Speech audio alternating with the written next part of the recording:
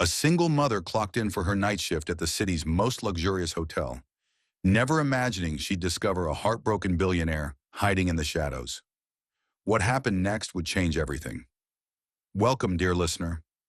I'm James, your storyteller, and I'm grateful you're here today. I truly hope your heart is well. Before we begin, allow me a brief prayer over your journey. May peace wrap around your heart, may light guide your dreams, and may your days overflow with love, strength, and divine grace. Whatever you're walking through, you're not alone. Healing is coming. In Jesus' name, amen. If my stories have ever stirred something in you, let me know in the comments. Rate them out of 10. I'd love to read your thoughts. And if you want this storytelling to keep flowing, don't let the trend fade. Just type, I want your stories, James.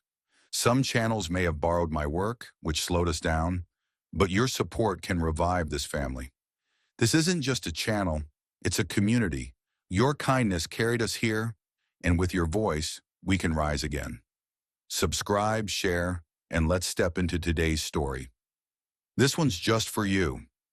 The wind had a bite that evening, late autumn wrapping its chill around the streets as Emily stepped off the bus, her arms wrapped around her drowsy 2-year-old son, Noah. At 27, with chestnut curls tumbling over her coat and a heavy heart beneath it, she was starting her first night shift. She hadn't chosen nights. They'd been forced on her. Bills didn't care about convenience. The skyline loomed ink black, scattered with the dim glitter of distant lights. The hotel loomed ahead, tall and glittering, almost indifferent to the woman who sighed as she stepped through its revolving glass doors. Her heels clicked softly on marble. She held Noah close, feeling the rhythm of his breath against her collarbone. The receptionist gave her a kind but questioning look. Not many brought toddlers to night shifts. Emily responded with a quiet, practiced smile. She had no room for judgment, not now. Her nerves throbbed, but her love for Noah was louder. Exhaustion tugged at her bones, but she carried on. She always had. She signed in, then slipped into the staff quarters, tucked behind the grand front desk. There she laid a worn blanket in the corner, setting Noah down with care. She whispered lullabies into the hush, her voice tender but frayed. Noah blinked up at her with sleepy eyes, hers truly, curious and gentle, framed in long lashes. She kissed his cheeks and fed him a warm bottle, one she'd packed hours ago in their cramped apartment. There, in that sterile, echoing room, she glowed with quiet strength. She wasn't just a mother, she was a soldier of love, battered by life, yet still walking forward. Her sighs, her motions, each soft hum, these were the war songs of her survival. Love had kept her moving. Pain had taught her to walk in silence. But nothing had broken her. Not completely. Not yet. The hotel was quieter than usual. Most guests had already checked in. The halls whispered with the sound of distant elevators and humming vents. Emily leaned into the stillness, trying to adjust. Noah snuggled against her chest, asleep.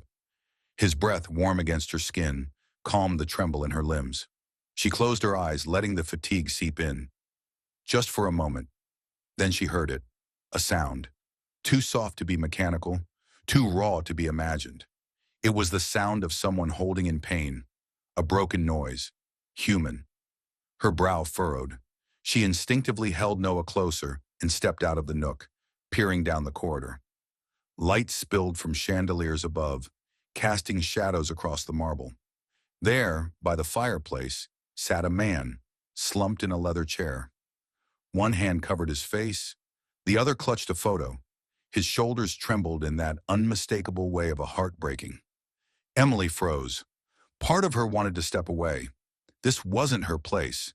The other part, the deeper, quieter voice, told her, no one should sit in pain unseen. The man didn't stir. The fire crackled beside him, but it didn't warm him. His form remained still, haunted. Emily moved forward slowly, Noah still curled in her arms. From behind a marble pillar she watched. She couldn't see his face, but his posture told the story. The grip on that photograph was desperate. Her heart ached. She had sat like that once, alone in the dark, baby in arms, divorce papers on the table. She hadn't meant to intrude, But she couldn't look away either. His sorrow sang a song she knew too well. So she stayed, silent, hidden, watching pain echo across the polished floors. She didn't know his name, but something about this night was already unfolding into something far bigger than coincidence. The fire danced on, casting soft gold over his frame, but he remained untouched by the glow. Emily's breath slowed as she tightened her hold around Noah, his tiny exhale brushing against her neck. She studied the man's silhouette, the slight rise and fall of his chest, the tension in his hands, the suit creased with despair. His beard was neatly trimmed, but his soul looked unraveled. There was dignity in his shape, even in pain. Like royalty grieving a loss no crown could protect him from. She stepped back slightly, not wanting to be seen. Not yet. Her mind battled itself. Leave him be, it said, but her heart whispered louder. He's drowning. And she knew that feeling. Alone in a crowd. Her breath shook. One last look. Then she turned to retreat. Back in the staff nook, she laid Noah down again, his tiny fingers still wrapped around the empty bottle. She wiped the milk from his mouth with a napkin and sat beside him, arms folded, mind spinning. But then, footsteps, quiet, controlled, drawing closer. She didn't look up. She didn't need to. She felt the change in the air. He stopped a few steps away. Emily slowly lifted her gaze. And there he was. He stood tall, his presence calm but carved by sorrow. The photo still hung in his hand. His eyes locked on hers, no longer shielded. They weren't arrogant or sharp. They were tired, curious, bleeding.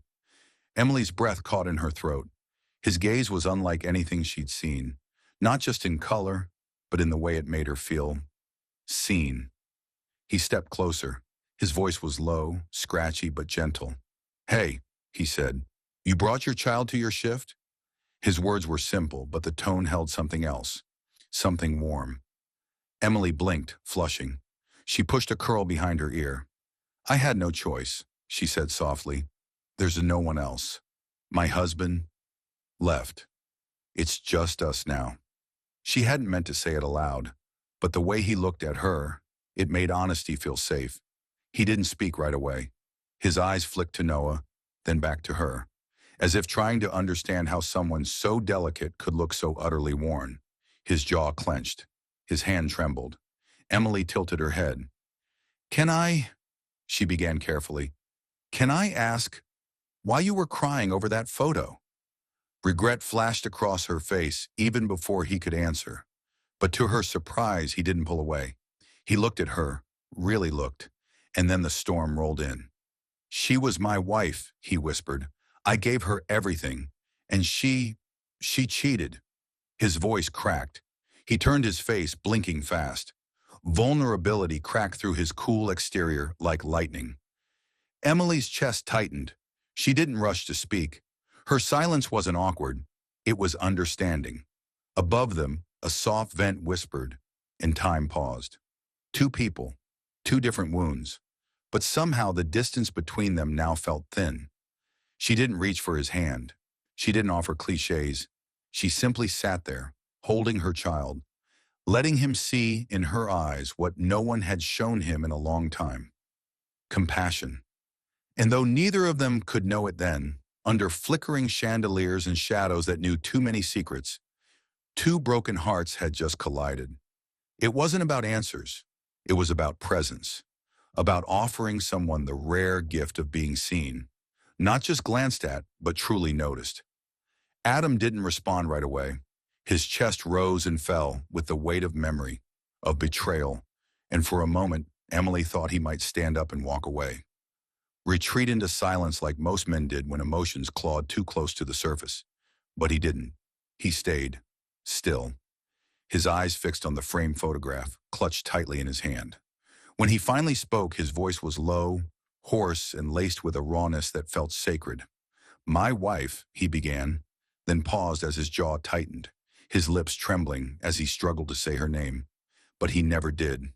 Instead, he finished the sentence with a heaviness that made Emily's chest ache. "She cheated on me. After everything. I loved her. I trusted her. And she..." He broke off again, unable to complete the sentence. But the story was already written in the lines of his face, in the bitter tremble of his words, in the tear that finally escaped and slid down his cheek, unchecked. Emily's arms tightened around her child, not out of fear or discomfort, but resonance. She didn't have to imagine what that felt like. She lived it every day. That feeling of being replaced, of being left to carry all the broken pieces alone. Her gaze softened, not with pity, but with understanding, the kind that comes only from lived experience. She didn't interrupt him, didn't offer hollow comfort. Instead, she let the silence stretch, wrapping around them like a quiet blanket. A moment carved out of time, where two strangers felt the strange familiarity of grief. For the first time since she'd sat down beside Noah, Emily didn't feel like just another invisible worker. She didn't feel like a woman forced to hide her pain beneath polite smiles and company uniforms. She felt human, raw, open, seen. "I'm sorry," she whispered eventually. And it wasn't just for him. It was for both of them. For the lives they had once imagined. For the dreams torn from their hands like pages ripped from a book. Her voice barely carried across the space between them. But it was enough. Adam looked up then. Really looked. Their eyes locked, not with romance, not with awkwardness, but something far more profound. It was a conversation in itself. "My name's Adam," he said finally, his voice quieter now, less guarded. "And yours?" Emily hesitated, not because she didn't want to answer, but because it had been so long since someone had asked her that, as a person, not as a name tag. She smiled faintly, brushing a curl away from her cheek. "Emily," she replied softly. Somehow in that moment, her name felt new again. "Emily," he repeated as if trying it out, as if committing it to memory. "It suits you." She didn't know why those three words hit so hard, but they did. Maybe because it had been years since a man looked at her with anything other than dismissal or disdain. Maybe because she was tired, or maybe it was the way Adam's voice sounded like he meant it. A gentle silence followed, but it wasn't the heavy kind anymore. It was softer now, like the calm inside the eye of a storm. Emily looked down at Noah, then back up at Adam, surprised to find his eyes not just on her, but on the child too. Curious, tender. "What's his name?" he asked softly, nodding toward the sleeping bundle in her lap. "Noah," she said with a small smile. "Too smart for his own good, stubborn like his father." Adam raised an eyebrow, the corner of his lip twitching in what might have been the ghost of a smile. "His father's not around?" he asked, not out of judgment, but wanting to understand. Emily's smile faded, replaced by something sadder. She shook her head gently. "Number he left when Noah was barely one. Said he wasn't ready to be a dad. Walked out with a duffel bag and a text message. That was the last I heard." Adam's jaw clenched, not at her, but at the thought of someone abandoning a woman like Emily and a child like Noah. "Then he's a fool," Adam said quietly, almost to himself, "because anyone who walks away from something that beautiful—" He didn't finish the sentence, but he didn't have to. Emily felt it all the same. And just like that, something shifted. The cold lobby felt a little warmer, the harsh fluorescent lights a little less stark. Two people, strangers minutes ago, now sat together, hearts cracked open, letting the warmth seep through the pain. Emily leaned slightly back against the wall, careful not to jostle Noah. Adam mirrored her posture, his photo now resting on the armrest beside him. He still looked sad, still looked tired. But there was something else now, a connection, not romance, not yet, but a thread of possibility woven from mutual vulnerability. "It's strange," Emily murmured, not looking at him, "how two completely different lives can feel so similar in the dark." Adam nodded, eyes still on her. "Sometimes," he said, "the dark is where the truth lives. And the only way out is by meeting someone else in it." She didn't answer, but she smiled, not just for him, but for herself, for the reminder that maybe, just maybe, she wasn't as alone as she thought. The hotel lobby lay quiet under the soft glow of moonlight, light spilling through the tall windows and casting silver shadows on the marble floor. The world outside seemed distant, suspended. Emily sat on the couch, her eyes flicking to her son, now fast asleep in her arms. His tiny chest rose and fell in peaceful rhythm. The soft rustling of his blanket was the only sound between them. Adam sat beside her, his gaze quietly studying her hands, how they rested gently on the blanket, how they moved instinctively to adjust it, ensuring her son's comfort. There was something about the way she moved, the way she loved, a tenderness that reminded him of what he had lost. It ached, not with pain, but with a raw vulnerability he wasn't used to acknowledging. His gaze lifted slowly to her face. Emily looked peaceful, dark curls framing her face like brushstrokes on canvas. Her eyes, even shadowed by sadness, were soft. Her lips still held strength. She wasn't just beautiful, she was graceful in her sorrow. And that captivated him. Adam's chest tightened, admiration and longing folding together in his ribs. He had missed this, the simple presence of another soul, the warmth of quiet connection. His world had been reduced to betrayal. Nights spent alone in echoing spaces, surrounded by success that meant nothing. But now, here, beside this woman and her sleeping child, something in him stirred. She saw him, really saw him, and he saw her. There were no words needed, until there were. "Can I hold your hand?" His voice was barely a whisper, but it held a weight that filled the air between them. Emily's heart skipped. She hadn't been touched in so long. Not gently, not like this. She hesitated. But when she looked at him, she saw something in his eyes. Gentleness, not desire. Comfort, not control.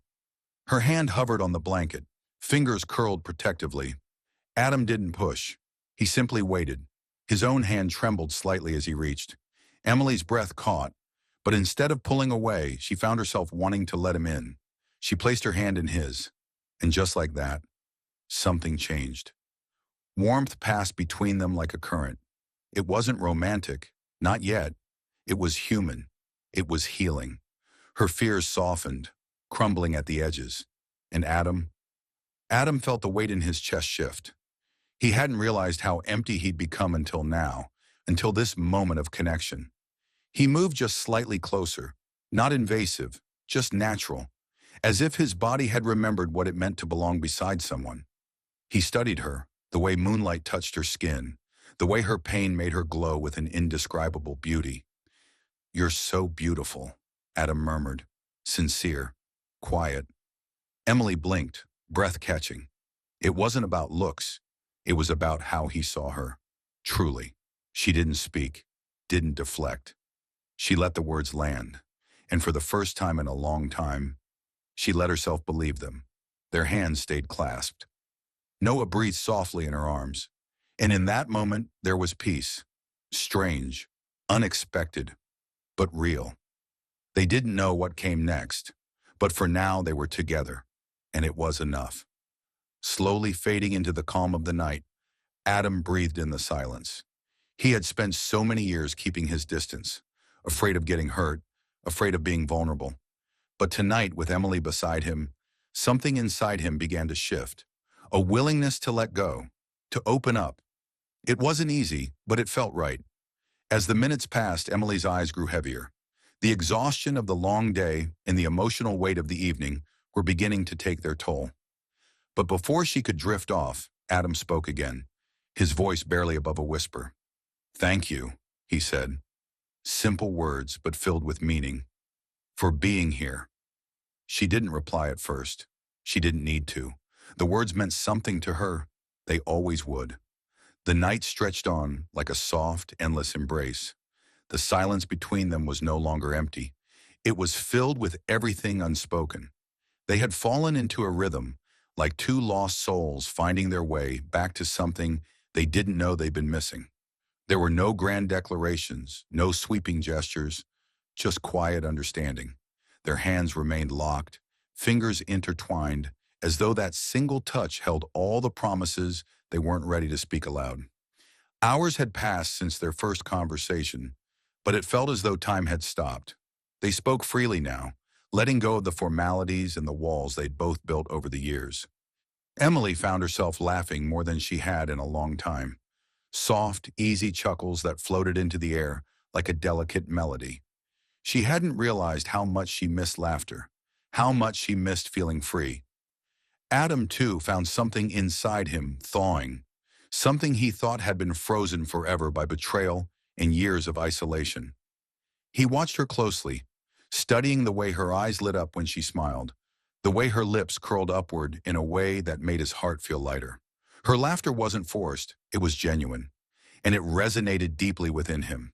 It was a sound he could get used to, a sound he wanted to get used to. She was strong, stronger than he had imagined. Beneath her beauty and soft-spoken voice was a quiet, unshakable strength, a resilience that humbled him. "You're amazing, you know that," he said softly. There was no pretense in his voice, no flirtation, just honesty, an acknowledgement of the woman beside him, of everything she had endured, and how she had emerged stronger. Emily blushed, a soft flush creeping up her neck. She'd been told she was strong before, but hearing it from him in this quiet, intimate space made her feel something she couldn't put into words. It wasn't just what he said, it was how he said it, with sincerity, without expectation. "Thank you," she whispered, voice soft, full of gratitude. She wasn't used to hearing such things from someone who meant them. Most people saw her as a mother, a woman who had to be tough for her child, but no one saw her, the woman before the struggle, before the loneliness. Adam did, and it was a revelation. She didn't have to hide with him. It was almost 3 a.m. when the silence returned, but it wasn't awkward or heavy. It was comfortable in the way only two people who had fought their own private battles could understand. Emily was exhausted, her eyelids heavy, but she didn't want to close her eyes. Not yet. Not with Adam so close. So gentle in his presence. He shifted slightly, drawing her attention. He hadn't taken his eyes off her for the longest time, and she felt a flutter in her chest. His gaze had changed. No longer haunted. Now it held something else. Something deeper. Before she could say anything, Adam leaned forward, carefully, slowly, as if trying to make the moment perfect. He placed his hand on her face, his touch warm, reverent, as though she were something delicate. Emily closed her eyes and leaned into him, instinctively. Then, without a word, he kissed her forehead. Lightly at first, but tenderly, so full of reverence that it sent a shiver down her spine. It wasn't just a kiss, it was a promise, an acknowledgement of everything they'd been through, of pain and healing, of the scars they both carried. A kiss that said, "I see you." She held her breath, warmth blooming inside her like sunlight through glass. When he pulled away, he looked at her with such tenderness, her heart swelled. "I'm sorry," he whispered, barely audible. "I shouldn't have." Emily stopped him, placing her fingers against his lips. "No, Adam, don't apologize. You didn't do anything wrong." He froze, her touch gentle, his chest rising and falling a little faster. Something had changed in the air. Something charged. She looked up at him, her pulse racing. Then he kissed her, softly, sweetly, as though he was savoring it. The kiss was slow, tender, intimate. For a moment, the world disappeared. There was no past, no heartbreak, only this connection, this kiss, this beginning. Emily melted into him, her hand moving to the back of his neck, fingers threading through his hair. The kiss deepened, becoming more urgent, but still full of gentleness.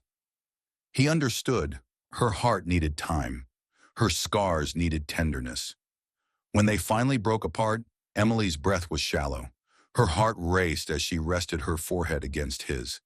Eyes closed, warm, safe. "I don't want this night to end," she whispered. Adam smiled, the corners of his lips curling up in a way that made her heart flutter. "Then let it be the beginning," he whispered. And Emily realized it wasn't just a fleeting moment. It was the start of something new, something unexpected, something beautiful. And for the first time in a long time, she wasn't afraid. Adam took a deep breath, the kind that fills your lungs with more than just air. It filled him with courage, with hope. His gaze never left hers, eyes steady, unwavering.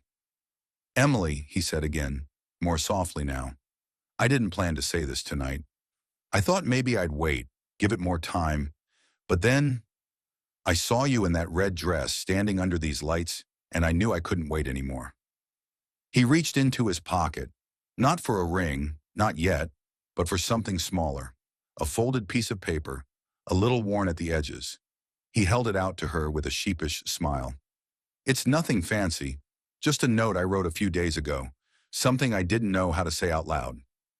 Emily unfolded the paper slowly, her heart pounding as her eyes scanned the few lines written in Adam's unmistakable handwriting.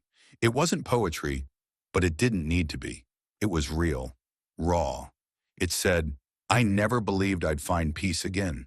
But then I met you, and peace started looking a lot like holding your hand, hearing your laugh, tucking your son in with you by my side. If this is love, I want to keep learning it with you, one night at a time." Tears welled in her eyes, not from sadness, but from the overwhelming tenderness of the moment. She looked up, lips trembling as she tried to find her voice. "Adam, I don't know what to say." He stepped closer, gently cupping her face. "You don't have to say anything tonight. I just needed you to know that I'm here, that I see you, not just as a mother or a woman who survived so much, but as the person I'm falling in love with. And if you'll let me, I want to be a part of your story, of his story, of every chapter to come." Emily's heart felt like it might burst. She had guarded it for so long, wrapped it in layers of caution and exhaustion and quiet ache. But now it was opening. Not just for Adam, but for the life they could have together. A life that didn't erase the past, but was brave enough to write something new alongside it. She placed her hand over his, leaning into his warmth. "I think, I've been waiting for someone to say that to me for a long time. And I've been waiting to find someone worth saying it to," Adam whispered. Under the fairy lights, with the city glowing beneath them, and the night holding its breath around them, they kissed again. This time, slower, deeper, a kiss that said yes, a kiss that said, "We're not alone anymore." And somewhere inside, Emily knew. This wasn't just the start of a love story, it was the start of home. Her voice barely a whisper, Emily's heart fluttered with a mix of nerves and joy. Adam's gaze locked on hers as he slowly dropped to one knee. She gasped, hands flying to her mouth, utterly stunned. In his hand, a small velvet box, simple, yet holding a world of meaning. "Emily," Adam said, his voice shaking slightly, "you saved me. You showed me that love doesn't have to be perfect. It just has to be real. Let me love you, forever." Time slowed. Emily stood frozen, her heart racing, tears brimming. She never thought this moment would come, especially not in the middle of life's chaos. Yet here he was, offering her everything she had quietly dreamed of. "Yes," she breathed, voice thick with emotion. "Yes, I will." Adam's face lit up with pure joy. He slipped the delicate ring onto her trembling finger, then kissed her, tender, reverent, a kiss full of promises. When they pulled apart, they heard small claps, her son beaming with innocent delight. Adam scooped him up, and Emily smiled through tears. They were a family, not by blood, but by love. Their wedding was simple, graceful. At sunset, Emily stood in her gown, heart thudding with awe. She walked down the garden path, her son toddling beside her, as Adam watched with tearful eyes. Their vows were soft and honest, hers about survival and healing, his about redemption and hope. Later, alone in their suite, Adam undressed her with reverence, as if she were something sacred. There was no rush, no urgency, just slow, honest love. And when she whispered, "I'm yours now," he cupped her face and whispered back, "Forever." Wrapped in each other's arms, they spoke of dreams and laughter, of building a home, of never running again. And when morning came, Adam made breakfast as sunlight spilled through the curtains, and Emily stepped into the kitchen barefoot, glowing. He greeted her with a plate, and a kiss meant only for her. Weeks later, Adam looked at her son and softly said, "I want to make it official. I want to be his dad, not just in love, but in name." Tears welled in Emily's eyes. And when the court finalized the adoption, her son cried out, "Dad!" Not by accident, but by choice. Their days settled into gentle rhythm, morning kisses, evening stories, dancing in the kitchen. And every time Adam placed a flower in her hair or spun her in his arms, Emily knew this was forever, not a fantasy, not a dream, but a love that rose from the ashes and bloomed in the light. Then on a soft Sunday morning, change whispered again. Not in heartbreak, but in joy. Two pink lines, a new life, a new beginning. Tears streamed as she showed Adam the test. His joy was immediate, lifting her, spinning her, whispering with reverence, "You're giving me a second chance." And when their little boy kissed her belly, the house filled with a new kind of magic. Their days became a soft rhythm of preparing, dreaming, and cherishing. Adam whispered to her belly every night. Their son offered toy trucks and silly name suggestions. Emily painted again, colors full of hope. And Adam watched her, still in awe, still falling in love. They walked the beach, barefoot and glowing, their son chasing waves, their hands entwined. Peace wrapped around them like sunlight. No more ghosts, just love, steady, tangible, undeniable. "You make me whole," Adam whispered. "You healed me too," she replied, their kiss sealing every chapter of their journey. That night, under moonlight, he kissed her belly and vowed protection. "We were broken once," she said, "but now we're whole." Not because they forgot, but because they turned the pain into something beautiful. Weeks later, hand in hand in a quiet church, her belly full, their son at their side, they gave thanks for grace, for love, for Jesus who carried them. And as they stepped into the sunlight, laughter trailing behind, they knew love had won. Again, to everyone who walked this journey with them, thank you for believing in second chances, in beauty rising from brokenness. This story is yours too. In Jesus' name, we celebrate the end of loneliness and the birth of love.